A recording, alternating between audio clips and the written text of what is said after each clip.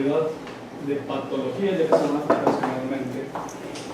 Pues el sistema respiratorio, que por ende puede afectar el sistema cardiovascular, el sistema nervioso central y todo lo demás. Entonces es un tema muy amplio que cada una de las derivaciones que surgen podría derivarse incluso el estudio de un tema que va a ser imposible verlo todos en una hora. Para entrar con esto vamos a hablar de las definiciones. Por definiciones, la asfixia, la mayoría de los diccionarios lo refieren como el cese de la respiración y conlleva la inconsciencia o muerte. Y el ahogamiento es una muerte por asfixia por sumersión.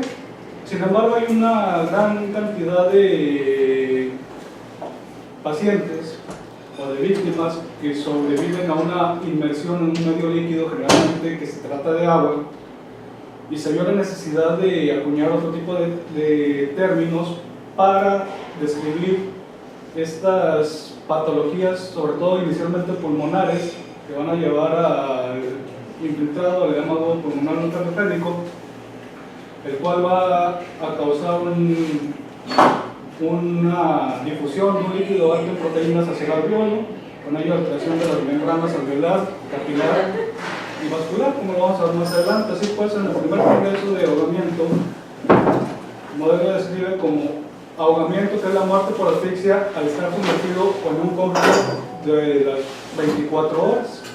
¿Sí? Casi ahogamiento lo vamos a definir. Este es casi ahogamiento, semiahogamiento, ahogamiento no letal o como lo quieran definir. ¿Sí? Es un paciente que sufre una inmersión y sobrevive al menos las 24 horas iniciales posteriores a la inmersión. Repito, en un medio líquido, generalmente agua, aunque pudieran ser otros líquidos, pero generalmente, dependiendo del fluido en el que se presente, pues es menos probable que se presenten estos síndromes, ¿no? Por ahogamiento secundario vamos a entender la muerte derivada de una complicación del ahogamiento, del casi ahogamiento, la cual ocurre entre los 15 minutos y 72 horas posteriores al evento de casi ahogamiento. La causa principal de esto es un síndrome de estrés respiratorio. ¿Sí?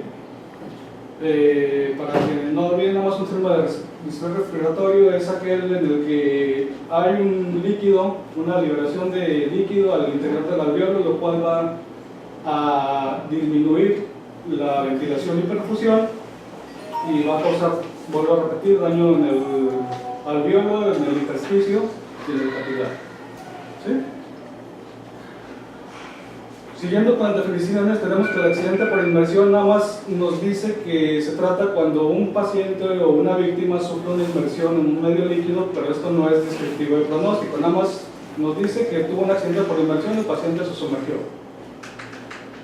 De estos, los tipos de ahogamiento, tenemos un ahogamiento húmedo, que es el que se refiere cuando se presenta una aspiración de agua, y un ahogamiento seco, que es el que se presenta sin aspiración de agua. Así es posible hallar entre el 10 o 15% de los pacientes, algunos autores dicen que del 10 al 20%, en los cuales no se va a encontrar agua en las vías respiratorias a pesar de estar sumergidos en un medio líquido.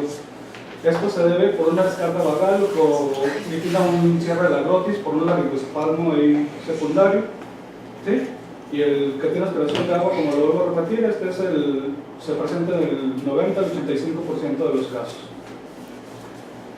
El síndrome de inmersión, como lo vamos a ver más adelante, también es una muerte súbita que se produce por inmersión, y esto ocasiona arritmias por descarga vagal. Este síndrome de inmersión está mediado por la rama oftálmica del nervio trigémino, que va a causar algunas arritmias que vamos a ver. Bueno, algunas arritmias, vasoconstricción distal y bradicardia. En cuanto a la epidemiología del síndrome de ahogamiento, es la tercera causa más frecuente de muerte accidental en la población en general. ¿Sí? En los niños, hablando únicamente de niños, es la segunda causa después de los accidentes de tráfico. El 40-50% de los casos son niños entre 0 y 4 años. Y de estos, la gran mayoría son niños entre 1 y 2 años. La incidencia de la mortalidad general en México en el año 2000 fue 2.696 casos, de los cuales solo 5 fueron en alberca. Antes de entrar y para comprender los cuadros patológicos que vamos a ver y obviamente derivados de ellos el tratamiento, tenemos que entrar a la fisiología, como se dice, pues para saber qué es lo que pasa normalmente en el cuerpo y para corregir esos trastornos que se producen, pues tengo que conocer de fisiología, ¿no? Que es en lo que se basa prácticamente todo. Si vamos únicamente a la fisiología de la inmersión, a los cambios que se presentan en el cuerpo secundarios a la inmersión, los definimos en dos. Cuando tenemos una inmersión en aguas termoneutrales o que no son aguas muy frías, aunque debemos de recordar que aquí en nuestro medio, que estamos en el mar a más profundidad, disminuye más la temperatura del agua, ¿sí? Entonces, pero las consecuencias inmediatas en aguas termoneutrales es que a consecuencia de la presión hidrostática que ejerce el agua sobre los tejidos elásticos y cavidades corporales que contienen aire. ¿A cuáles me refiero con esto? Pues obviamente el sistema respiratorio, el sistema cardiovascular y el sistema digestivo. Esto va a aumentar el retorno venoso, ¿sí? Al aplanar toda la circulación de las extremidades, y esto va a aumentar el gasto cardíaco. Esto también va a originar esta presión, un movimiento cefálico del diafragma, y esto va a aumentar el trabajo respiratorio, ¿sí? Los músculos intercostales, que son también que disponen o que están inmersos en la respiración normalmente, estos casi no tienen alteraciones en la fisiología de la inmersión, a menos de que sea a profundidades pues mayores, ¿no?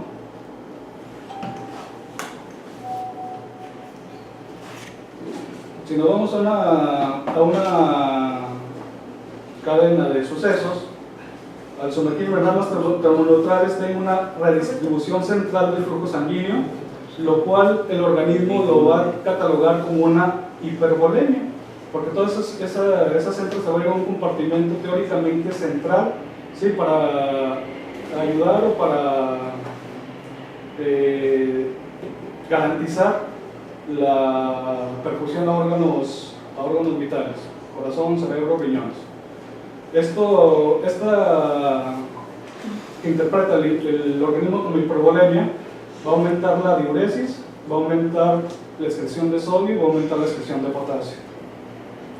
Esto es importante porque en individuos que tienen una inmersión prolongada en aguas termoneutrales, ¿sí?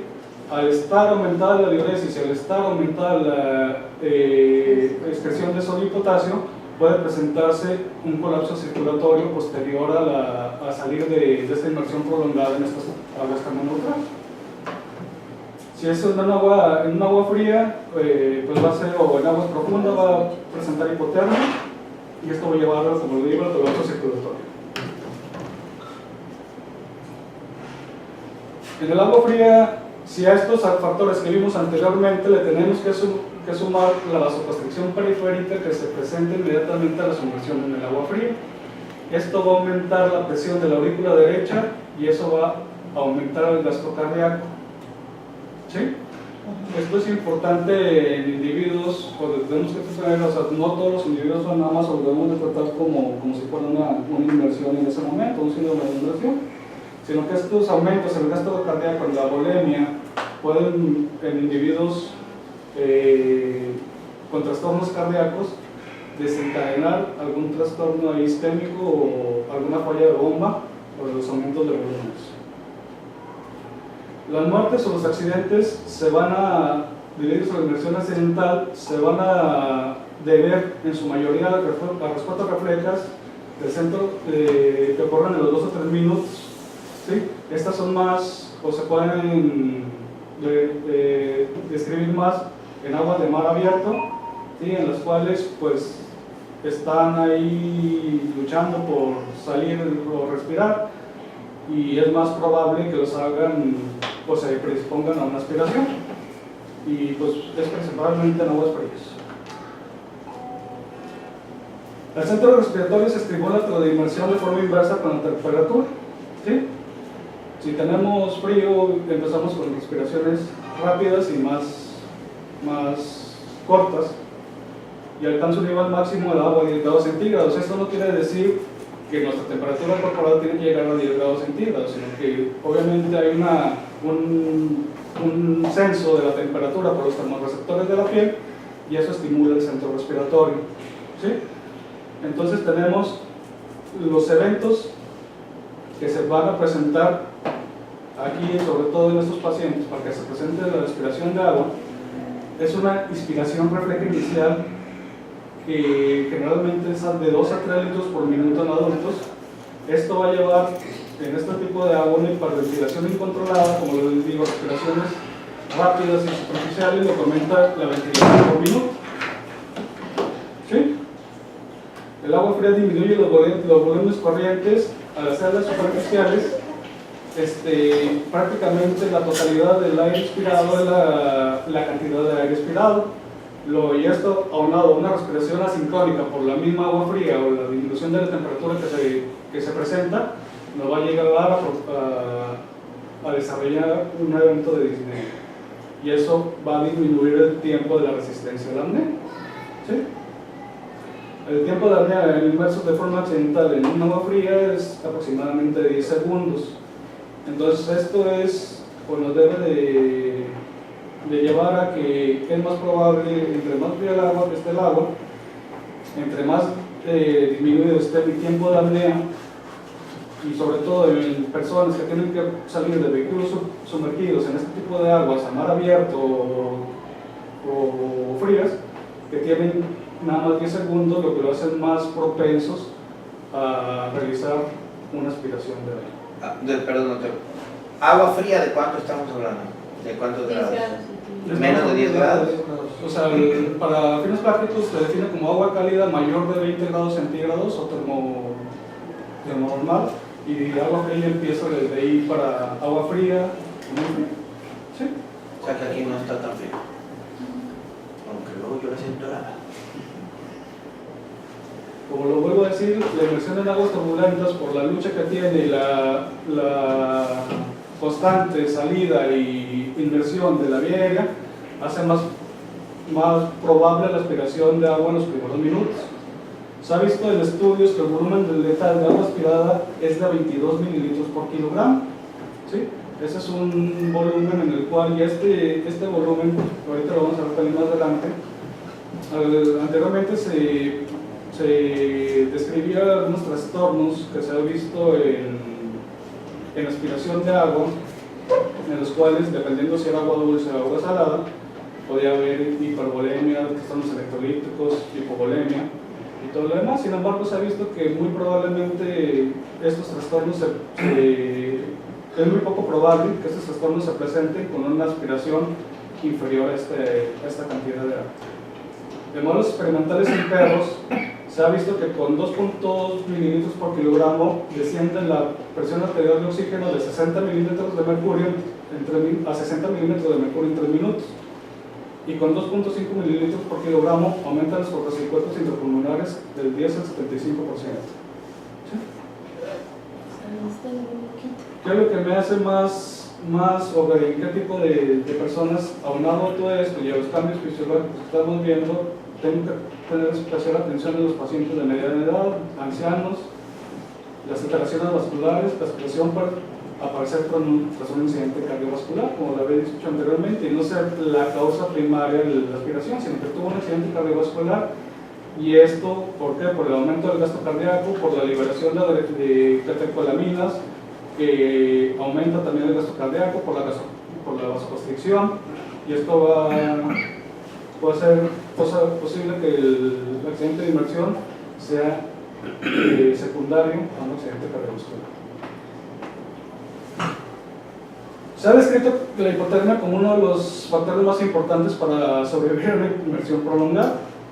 Se ha visto ahí en algunos estudios, en algunos casos ocasionales de supervivencia, sobre todo en niños en la cual su función cardíaca no está tan alterada, que presentan una supervivencia muy prolongada, pero para esto es importante que la hipotermia se establezca antes de que empiece a establecerse la hipoxia. ¿Sí? Por hipotermia vamos a definir una temperatura corporal de 35 grados centígrados o menos. Es afectada por varios factores. Obviamente la temperatura del agua, ¿sí? El movimiento relativo del agua, al estar luchando en el agua, el agua que está tocando la piel, esa se va a ir desplazando y va a estar teniendo agua fría, agua fría, agua fría, y va a hacer que por conducción siga perdiendo calor. Obviamente el coeficiente superficie masa corporal, entre mayor superficie y menor masa corporal es más propenso al hipotermia, al estado de la circulación periférica y si hay alguna patología preexistente. Esto tenemos que tomar en cuenta también estos pacientes que ingieren intoxicados por algún fármaco, con ingesta de etanol, enfermos con crisis epilépticas y todo eso que van a hacer que la respuesta neuromuscular esté pues muy disminuida.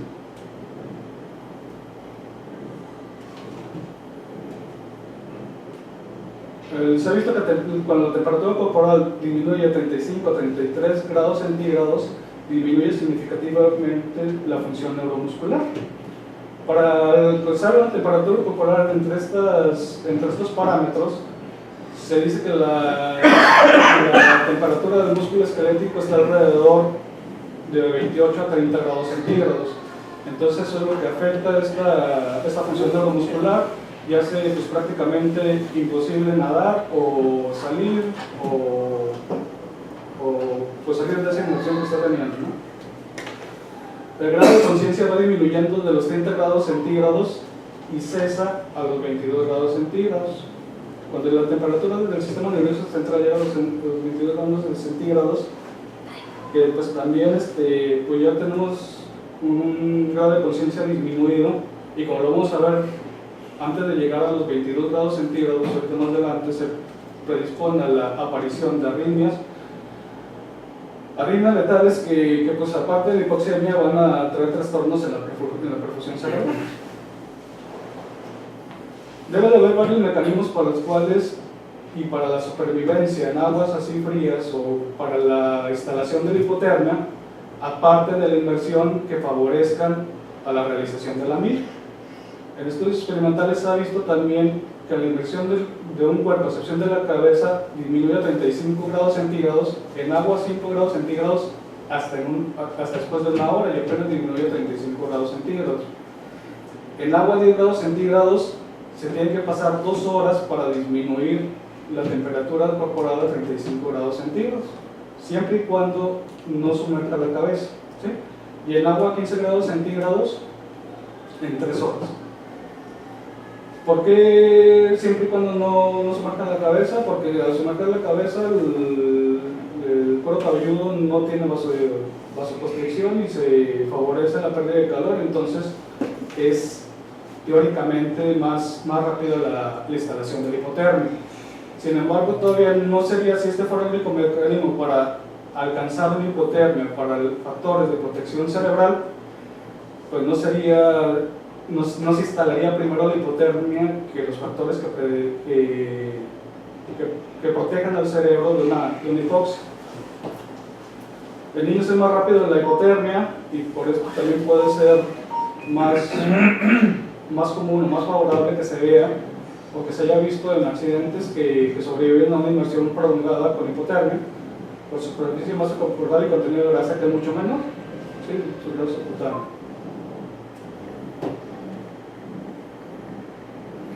Ahorita hablamos de la respuesta por inmersión. Esta es una respuesta, como digo, se ha visto entre más fría el agua se presenta con más severidad y cada una de las personas la va a presentar de forma diferente. Esta se presenta cuando sumerge la cara sobre agua fría o dependiendo de la temperatura y va a causar diapnea, vasoconstricción periférica y bradicardia, ¿sí?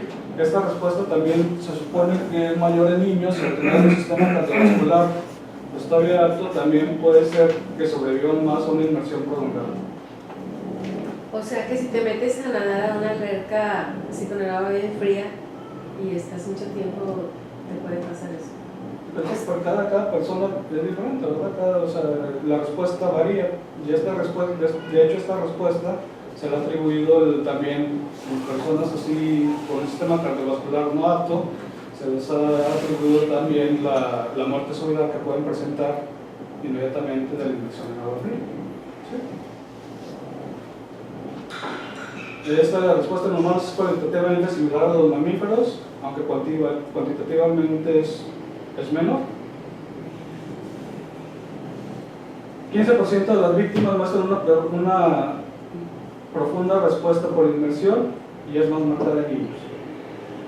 Entonces vemos inmersión de la cara, como lo había dicho, apnea, y causa una bradicardia y una redistribución selectiva, protegiendo nuevamente cerebro, corazón y riñones, ¿no? Los compartimentos centrales. Si hablamos de que es necesario que hay otros factores por los cuales se produce la hipotermia, aparte de la sumersión en agua fría, pues se ha visto que los más aceptados o lo que más se presenta es el enfriamiento gástrico y el enfriamiento pulmonar, ¿sí? Esto al estar al nivel de, pues, a una medida central, es más rápida la tasa de enfriamiento. Como lo había dicho anteriormente, la duración de la apnea depende de la falencia neurogénica de los músculos respiratorios o termorreceptores cutáneos. Hasta que llegan a su límite, ya sean mis músculos pulmonares o receptores cutáneos, van a mandar el estímulo para que se produzcan respiraciones voluntarias y eso acorta el periodo de apnea. Si no se puede contener la respiración, y al ingresar el agua hacia la vía respiratoria se activa el reflejo de la tos. Habíamos visto que del 10 al 15% de los pacientes presentan un ahogamiento seco, semiahogamiento seco. Sin embargo, si se presenta el reflejo de la tos, pues se anula el espasmo reflejo de la glotis y eso va a favorecer la entrada de agua hacia la vía respiratoria. Entonces lo vemos así, la entrada de agua a estómago y pulmones disminuye la temperatura. Para proteger al cerebro de un episodio de hipoxia, con lo que se ha visto que aumenta la tasa de supervivencia hasta 2 o 3 veces, se necesita llegar a una temperatura de 7 grados centígrados en 10 minutos. ¿Sí? ¿De qué? Corporal.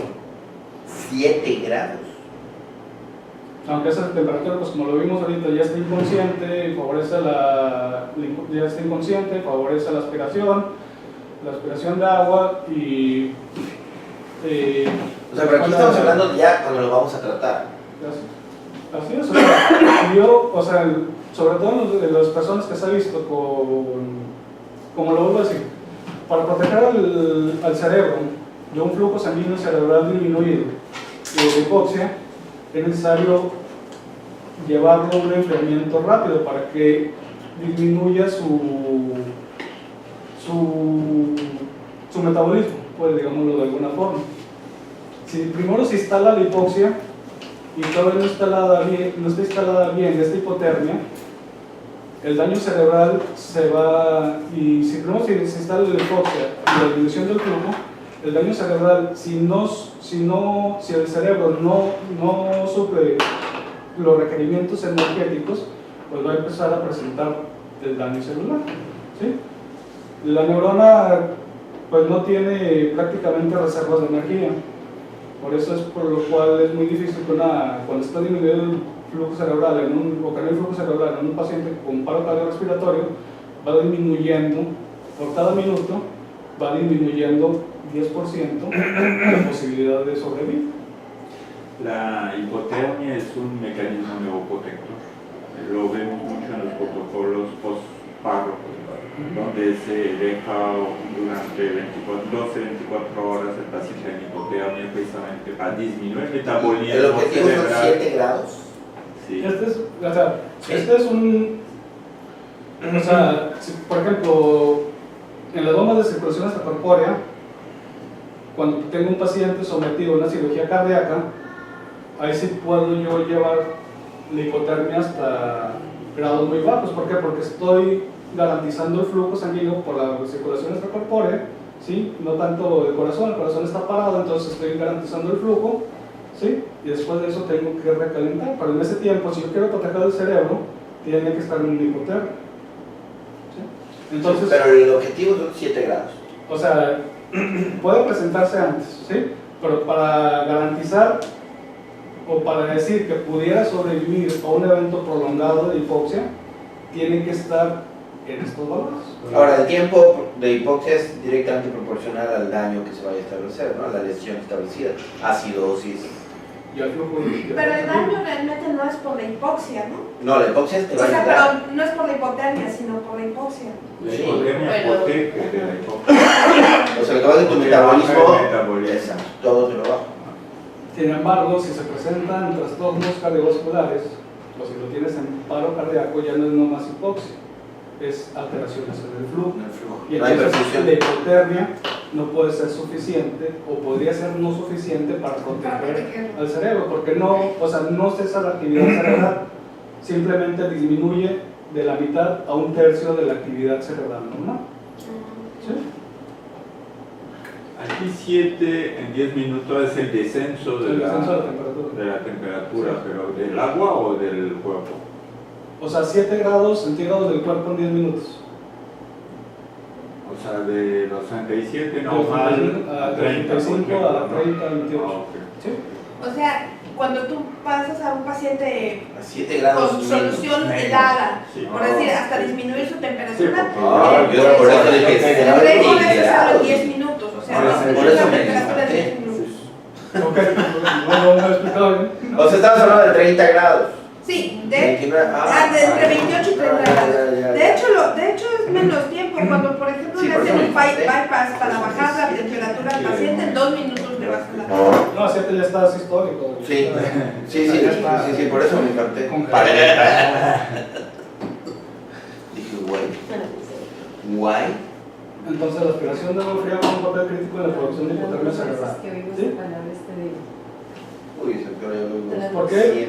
Porque pues aspira agua fría, esta agua pues enfría las paredes gástricas que están ricamente vascularizadas, ¿sí? Y eso va a hacer que disminuya también pues, considerablemente la temperatura.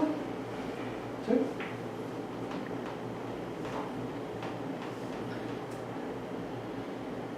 Y eso es cuando en cuanto a la fisiología de la inmersión propiamente dicha. Sigamos con la fisiopatología, ¿por qué se presenta el daño?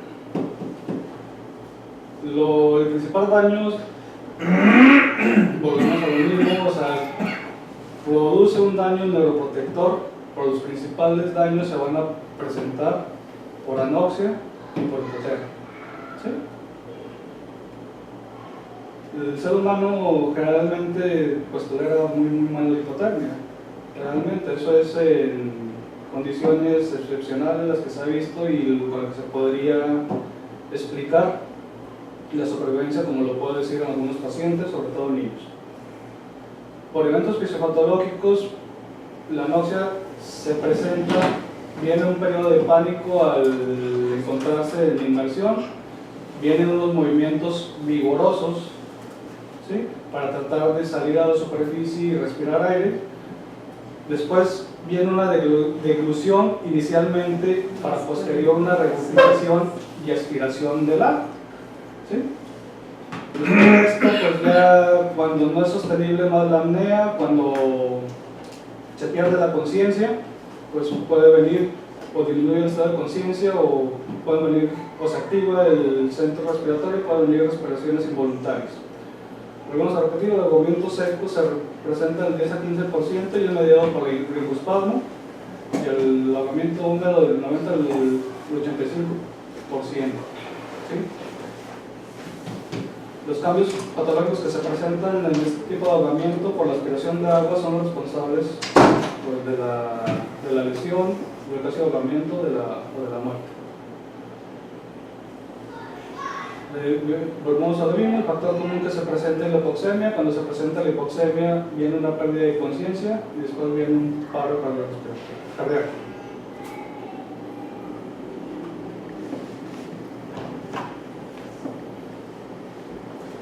Hipotermia. La supervivencia generalmente, o la población en general la va disminuida en agua fría. ¿Sí? Sin embargo, vuelvo a repetir, en inmersiones prolongadas tiene que estar instalada la hipotermia o instalada la hipotermia para tratar de garantizar que el cerebro pues no sufra daño neuronal.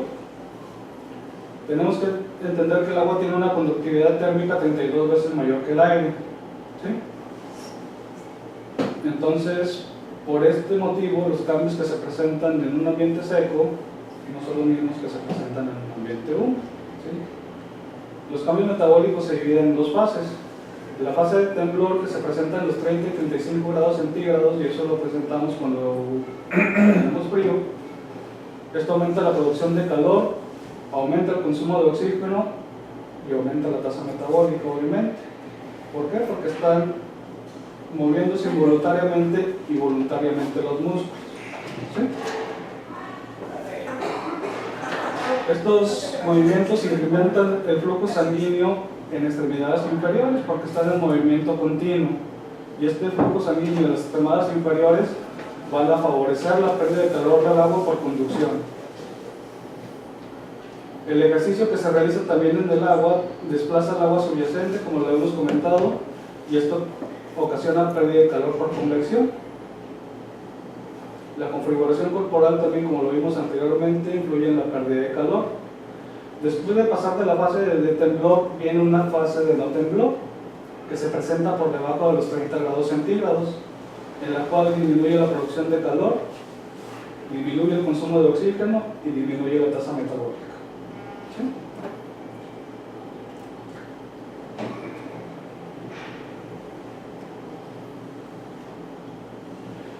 Como lo comentábamos también ahorita, la inmersión del agua extremadamente fría se asocia a muerte aguda por tres factores: asistolio por estímulo vagal, mediado por la respuesta por inmersión; las arritmias, la fibrilación ventricular, que es una arritmia letal, es frecuente a los 25 grados centígrados, y la sistolia es frecuente a los 22 grados centígrados. Eso le pasó a Jack. ¿A Jack? El de Titanic. O sea, no lo mató tanto el frío. No, más bien sí. Sí, fue el frío. Fue el amor. Fue el amor. No fue el frío, fue el amor. Entonces, tanto por la arritmia o por los trastornos cardíacos, pues hay la pérdida de la conciencia y la aspiración, ¿no? Entonces, esos factores son los que llevan a la muerte aguda.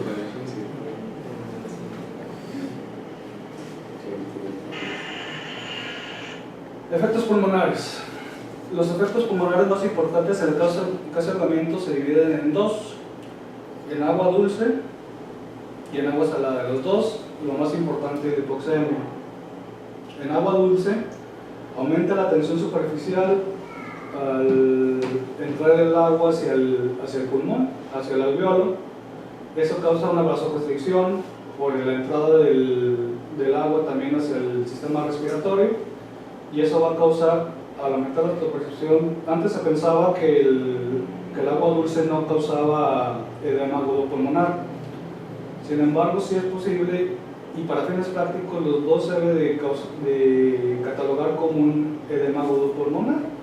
Por aumento de la tensión superficial y por vasoconstricción, y por daño en neumocito tipo 2, el cual le impide producir surfactante, y esta producción de surfactantes se va a ver nula las siguientes 24 o 48 horas. ¿Sí? Esto va a producir atelectasia, obviamente, y esto va a llevar a un síndrome de distrés respiratorio. ¿Y en esos pacientes no es útil aplicar surfactante? En adultos no funciona. En niños no hay nada descrito. Algo muy importante es, cuando hay daño a las células del neumocito tipo 2, se va a presentar un daño en el alveolo, en el capilar y en el intersticio, ¿sí? Y esto es, pues, muy importante para el desarrollo de otras más patologías en las cuales la permeabilidad pulmonar está aumentada, como el SIDA, ¿sí? En agua salada, se supone que las soluciones con electrolitos no inactivan el surfactante. Se supone, ¿sí? Entonces, ahí no está inactivado el surfactante. Sin embargo, el agua hipertónica va a causar un edema pulmonar por jalar agua del capilar pulmonar hacia el interior del alveolo. El alveolo lleno de agua va a diluir también este surfactante, va a tener también un aumento de la presión superficial, aparte de trastornos en la ventilación y perfusión, y eso va a causar también una hipoxemia. ¿Sí? Las partículas que se aspiran junto con el agua, sobre todo de salada y sobre todo de hidrocarburos, ¿sí?, predisponen también al desarrollo de un síndrome de distrés respiratorio. Hay que acordarnos también del antiguo pulmón de choque, que fue escrito ahí en los de guerra, ¿sí?, en la guerra de Vietnam, si no me recuerdo. El SIDA, que cursa con 3 fases: fase exudativa, fase productiva y fase fibromialítica, ¿sí?, en los cuales pues todo empieza con un síndrome de distrés respiratorio, que es la fase oxidativa, ¿sí?, y eso va a traer la necrosis alveolar de las células tipo 1, dilatación de la bacteria del deuterio, daño alveolo capilar y todos los demás fenómenos que necesitaremos toda otra clase para explicar bien el SIDA. Entonces, para que no se olvide, alveolo normal, daño en el capilar, en el intersticio y en el alveolo, lo cual va a ser más permeable. Ahí, con el líquido rico en proteínas, hay necrosis del neumocito, aunque el neumocito tipo 1, aunque el neumocito tipo 2 esté intacto, pero el surfactante está ahí diluido entre el agua, ¿no? Eso hace que pues, los macrófagos liberen interleuquinas proinflamatorias, y eso es otra cascada pues, que debemos recordar siempre, y de saber que si no se tratan adecuadamente este tipo de pacientes con un síndrome de distrés respiratorio, la evolución hacia el SIDA es inminente.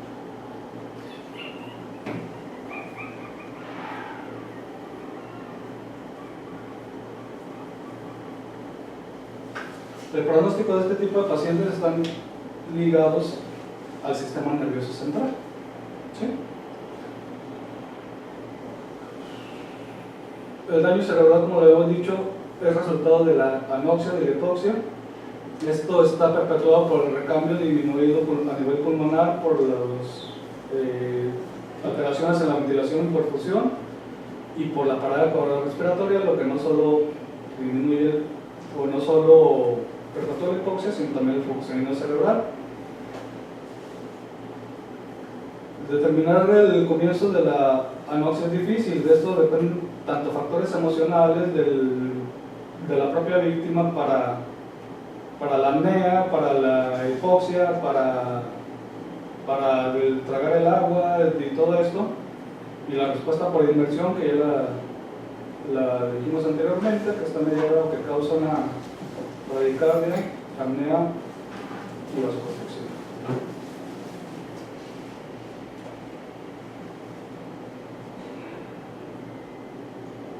La hipotermia tiene un efecto protector, como lo hemos dicho. Sin embargo, la aparición de arritmias fatales es a los 28 grados centígrados. Como lo vimos ahorita, la fibrilación ventricular va a llevar sin duda alguna al paro sinusal o al paro cardíaco, ¿sí? No hay otra vía, o no hay una fibrilación ventricular que se resuelva sola o que salga a ritmo sinusal por sí sola. Siempre después de la fibrilación ventricular es la sistolia, y pues ya es de mal pronóstico si se presenta así, porque al pasar de fibrilación ventricular a sistolia significa que ya no hay ATP en la célula cardíaca, y eso va a llevar a la sistolia. Estos daños, hipoxis o disminución de flujo, va a causar edema cerebral y áreas focales de necrosis.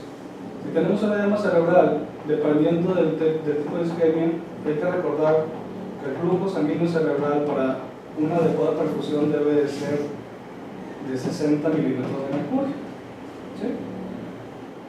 Si yo tengo un paciente que mi presión normal es de 7 a 15, y si yo tengo un paciente que tengo 20 milímetros, como estos que tienen edema cerebral, o 25 milímetros de mercurio, puedo suponerlo, Entonces la presión arterial media tengo que llevarla sobre esos 25 centímetros de mercurio para garantizar un flujo sanguíneo cerebral de 60 milímetros de mercurio. ¿Sí? Tengo que restarlo, pues. ¿Me explico? Trastornos en los electrolitos séricos, pues como lo había dicho, las cantidades de agua que se tienen que aspirar para que se presenten trastornos en los electrolitos pues son muy superiores. ¿Cómo se van a presentar los trastornos en estos electrolitos? Cada paciente es diferente y se pueden presentar, si es por agua salada, por hipovolemia y hemoconcentración, lo cual va a llevar a una... Perdón, los 25 milímetros van en la sistólica y la diastólica, para garantizar un flujo sanguíneo cerebral tiene que ser una presión de 60 milímetros de mercurio, la PAM. ¿Sí? La PAM resulta de la diferencia entre la presión diastólica y sistólica. ¿Sí? Entonces yo tengo que garantizar, si yo quiero garantizar un flujo sanguíneo cerebral normal, tengo que garantizar 60 milímetros de mercurio. Si yo tengo un paciente con edema cerebral en el que puedo suponer que tiene 20 milímetros de mercurio de presión intracraneal, tengo que llevar la PAM arriba de esos 20 milímetros de mercurio para garantizar los 60 milímetros de mercurio que tengo una perfusión cerebral adecuada. O sea que tiene que tener una mínima media de 80. Por eso porque la presión de perfusión cerebral es la media, Es la menos media, la menos la PIC, PIC. no la presión Entonces por eso tendría que cerebral. estar en 80. Por eso en Sube pacientes la PIC, sube la debe subir. con eventos vasculares hemorrágicos se dice que hay que tener una PAM entre 100 y 110, porque yo puedo suponer que ya tiene ahí un daño hemorrágico en el cerebro, algo que está comprimiendo y que está aumentando la presión intracraneal. ¿Sí? Entonces yo no voy a corregir ese daño que ya se estableció. Lo que tengo que proteger es toda el área alrededor que se encuentra de esa lesión ya establecida. Y si supongo que tiene que está la PIC, que ya tenemos, ya lo podemos hacer más directo, ¿verdad? Ya podemos medir la presión intracraneal, ¿sí? Pero por regla general se dice que son a 30 milímetros, entonces tener la PAM entre 100 y 110 milímetros de mercurio.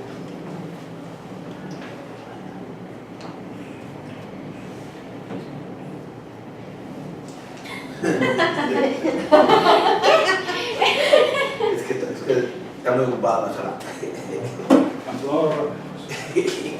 Perdón.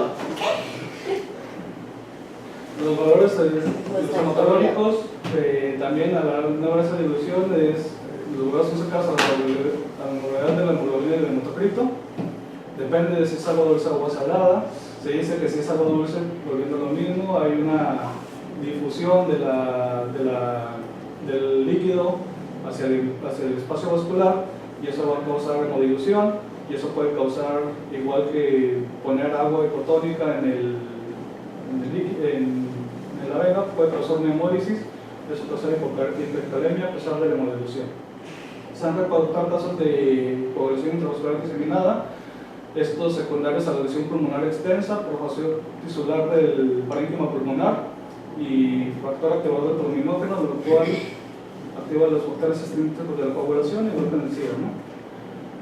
La hipotermia disminuye la cantidad de leucocitos polimorfonucleares y esto se ha visto en los pacientes que se induce hipotermia, como bien dice el doctor Rossini, en un tipo de pacientes, y esto los hace más propensos a esas infecciones. Esto aumenta la probabilidad de infección. Signos más y síntomas. Si yo ya sé lo que pasa en la fisiopatología, pues ya esto ya es sencillo, ¿no? La lesión pulmonar y la hipoxia son los factores más importantes para el desarrollo de los signos y síntomas.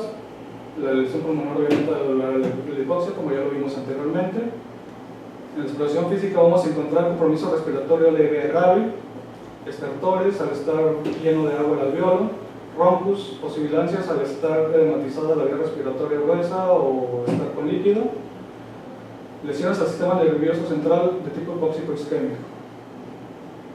Los accidentes de buceo se deben de asociar a lesiones traumáticas, sobre todo lesiones de la columna cervical, y esto es lo que bien, recordemos que el ciclo de Krebs necesita un factor importante para el desarrollo del ciclo anaerobio, por lo cual se presenta la acidosis metabólica, además de la respiratoria, en este tipo de pacientes es porque necesito flujo, necesito agua, necesito oxígeno, necesito glucosa para el desarrollo del ciclo de Krebs, lo cual me refiere a 36 moléculas de ATP.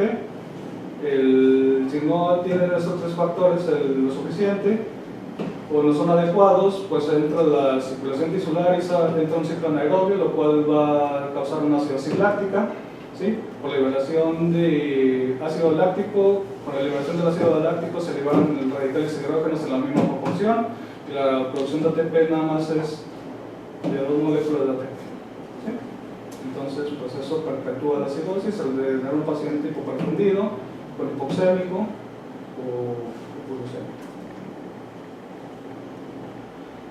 La lesión pulmonar, volvemos a lo mismo, disminución de la elasticidad, viene con colapso alveolar, desajustes en la ventilación perfusión, derivaciones intrapulmonares con aumento de los cortocircuitos, hipoxia, lesión pulmonar y síndrome de estrés respiratorio.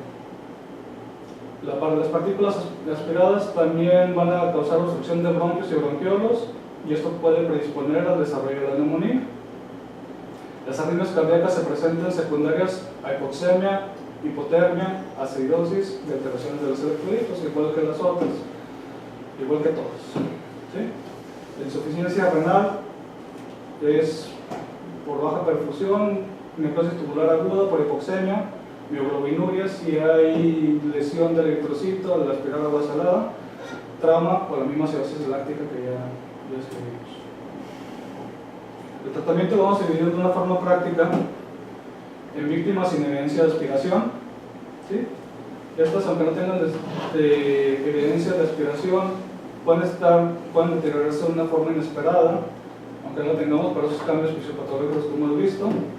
Deben de estar en observación en un área de urgencia de 3 a 24 horas. Y los signos objetivos de que sí tuvo una aspiración es la tos, molestias retrasernales, una gasometría alterada, obviamente, si tenemos una hipoxemia y prácticamente una insuficiencia respiratoria tipo 2, entonces pues sí es lo más seguro es que haya tenido una aspiración. Tenemos que pedir el tele de tórax, en los cuales vamos a buscar datos de aspiración, datos de zona pulmonar, datos de telectasia, posibilidades, ¿no? Y si tiene fiebre, pues también lo más seguro es que haya aspirado y se esté desarrollando una neumonía. Si tengo un paciente hipotérmico, consciente y cooperador y está consciente, entonces no me sirve de nada la hipotermia y quiero garantizar el flujo para prevenir la aparición de arritmias letales, entonces lo tengo que recalentar en una bañera de 40 grados centígrados hasta una temperatura de 36 grados centígrados. Para darlo de alta, la gasometría arterial debe de ser absolutamente normal. ¿Sí? ¿El tratamiento entonces solo es recalentar al paciente? En el caso de que el paciente esté Si ese es sin signos de aspiración. Sin signos de aspiración. Que no tienen, nomás lo observas para ver que no hay un deterioro neurológico, tomas gasometría, tomas como la roca, ves factor de coagulación, tomas tu tele de tórax o tomografía, si no hay ningún signo de aspiración y si no hay ningún signo de aspiración, lo tienes de 6 a 24 horas y lo puedes egresar sin ningún problema. ¿Sí? Así como viene frío al calor inmediato. No, por eso dice que hay que subir 1 grado centígrado nada más. ¿Por qué? Porque la hipotermia también aumenta la viscosidad de la sangre, ¿sí? Y eso, como ya vimos anteriormente, si lo llevo rápidamente de una hipotermia a una normotermia, puedo favorecer el colapso circulatorio para la redistribución de los compartimentos centrales a la periferia. ¿Sí? Cualquier episodio es cuestionable la práctica antibiótico profiláctica en estos pacientes y darle la indicación de que cualquier episodio de fiebre posterior en los días posteriores, a las 48 horas sobre todo, debe regresar inmediatamente. En cuanto al cuestionar la terapéutica antibiótico, si no le inicia el antibiótico, es válido estar vigilando En este tipo de pacientes que no tienen síndrome de factores de aspiración, reacción inflamatoria, biometrías, sí. radiografías, porque sí da mucho miedo, ¿no? Eso, Porque además de vas a hecho, invadir. supuestamente, y en toda la literatura estaba encontrada que incluso aunque tenga signos de respiración y todo eso, no debe iniciar antibióticos hasta que tenga un La cultivo y no sé qué, pero bueno. Y entonces todos se lo van a manejar como cuestionable. Pero pues en la práctica realmente es muy poco Incluso decirle, váyase y si vuelve, y si tiene fiebre vuelve en 48 horas, pues, o sea, pues si le da fiebre o si tiene una neumonía asociada, no va a entender que así lo tenía que tratar. O sea, para el paciente va a ser una mala práctica en su ejercicio de la medicina. Tenemos víctimas con evidencia de aspiración sin compromiso ventilatorio. Estas son propensas al edema pulmonar y deterioro precipitado por datos que ya vimos anteriormente. Estos pacientes deben de ser ingresados a la UCI, deben de tener monitorización y oximetría continua con gasometrías arteriales frecuentes. El edema pulmonar, como lo vimos, se presenta a las pocas horas de aspiración. Estos pacientes se sugiere iniciar con una mascarilla de presión continua, ya sea CPAP o BiPAP. En niños, pues con una cánula nasal, que es indispensable la respiración nasal en niños. ¿Sí? El objetivo es llevar una presión arterial de oxígeno adecuada con FiO2 menores del 0.5% del 50%. Si fracasa la intubación, se deben de manejar. Si fracasa estas medidas, ¿por qué? Por estos factores que no llevamos a una gasometría arterial adecuada, se debe de intubar con ventilación positiva intermitente y el uso de PIC. Nada más los criterios clínicos del inicio de la ventilación no invasiva, ¿sí? Que es el CPAP o BiPAP. Tenemos dinamo de radio, medio de orbital, frecuencia respiratoria mayor de 24 respiraciones por minuto en insuficientes renales crónicos o 30 respiraciones por minuto sin agudos. Si utilizan músculos accesorios o una respiración paralógica. Los grados sanguíneos con una presión arterial de CO2 mayor de 45, un pH menor de 7.35, un índice de Kirby menor de 200. Los parámetros fisiológicos que indican hacia la ventilación mecánica, ¿sí? Desde la ventilación, los vemos nada más rápido. ¿Sí? Son los mismos de siempre y eso los tenemos que tener siempre presentes para tratar cualquier paciente, sea la causa que sea hipotermia, sea aspiración, sea lo que sea, pues siempre los criterios no varían en general para una intervención efectiva. Tenemos pacientes con compromiso ventilatorio, hipotermia o ambos. El principal objetivo del tratamiento es el edema agudo pulmonar no cardiogénico y complicaciones ya relatadas. Debe de ser una ventilación mecánica con PIP. La FiO2 debe de ser menor del 0.5%. Si vemos los algoritmos de SIDA, antes de subir la FiO2 al 100%, debemos de llevar una PIP adecuada, lo que nos garantice la reducción de los cortocircuitos pulmonares. Y ya si esto no es suficiente, pues lo tenemos que llevar a aumentar la FiO2, pero lo primero que se debe de elevar en este tipo de pacientes es la PIP, siempre sin pasar de una presión inspiratoria de los 40, que eso ya predispone al barotrauma, ¿no? Y siempre mantener la ventilación, si vemos que el surfactante y todo lo demás sin activo por 24-48 horas, siempre mantener la ventilación mínimo 48 horas. ¿Qué va a hacer? ¿Cuáles son los efectos de la ventilación con presión? Si tenemos el líquido y tenemos un alveolo disminuido, un daño alveolar, intersticial y capilar, y ese alveolo lo tenemos lleno de líquido, la única forma de regresar ese líquido y prevenir las complicaciones posteriores como el SIDA es manteniendo ese alveolo lleno de aire y de presión positiva. ¿Sí? Los esteroides únicamente se utilizan en situaciones específicas, en las fases tardías del fallo respiratorio, en la respuesta del SIDA, si recordamos la fase fibroproliferativa, en la cual va a haber la segunda fase del SIDA, se presenta en los 5 a 10 días, y para disminuir estas interleuquinas preinflamatorias, pues para lo que estaría indicado el uso de los... O sea, ya 2-3 días después, ¿no?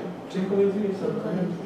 Hasta la segunda, tercera semana, fibrótica en la fase de iniciando.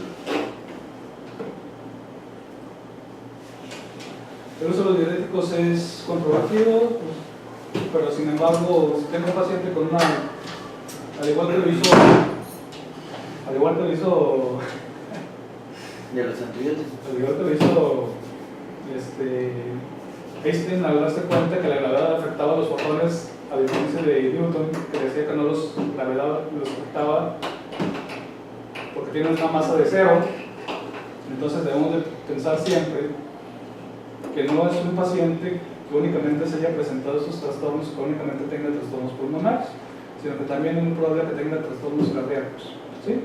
Están de la mano los dos trastornos. Entonces, siempre y cuando yo garantice un estado hídrico importante, ya sea mediante un catéter de flotación de Swan-Ganz o de cualquier otro método que crean, como termodilución y todo, en la arteria pulmonar, y que yo garantice que el volumen adecuado el volumen intravascular es el adecuado, pues puedo utilizar los diuréticos para sacar ese líquido, tratar de sacar ese líquido que se encuentra en los pulmones, ya que son la primera fase del edema agudo pulmonar, del línea de tratamiento del edema agudo pulmonar. Hay una existencia sustancial en este tipo de pacientes de neumonía global. Los pulmones que están dañados o que se ve que no tienen respuesta a pesar de la presión positiva y de este tratamiento, se puede intentar la inhalación del óxido nítrico. También el óxido nítrico con la mezcla de gases en el ventilador lo que hace es que distribuye permanentemente a los alveolos bien ventilados. Esto provoca una vasodilatación selectiva de los alveolos que están bien ventilados, y la redistribución sanguínea mejora la ventilación y perfusión. ¿Sí? Solo ha demostrado una eficacia del 50% de los pacientes, y solo se debe utilizar en caso de hipoxemia refractaria a las medidas anteriormente descritas. Este tipo de ahogamiento es el que sufren los buzos. Es que todos pueden sentir Sí. Pero a lo que voy es cuando se requiere la inhalación de óxido nítrico, no. No, ahí es diferente. O sea, el óxido nítrico lo que pasa es que tú lo estás aspirando o lo estás administrando al medio ambiente, por eso se difunde sin ninguna presión. El problema con los buzos es, pues hay que recordar la ley de Boyle, que a mayor presión un gas se reduce su volumen. Entonces, al estar sumergidos a profundidad de cada 10 metros, aumenta una atmósfera la presión. Entonces, al estar sumergidos a una profundidad, entonces el óxido nítrico se contrae. Entonces, si sale súbitamente, eso se va a expandir. Y eso es lo que causa burbujas, y eso es lo que causa que se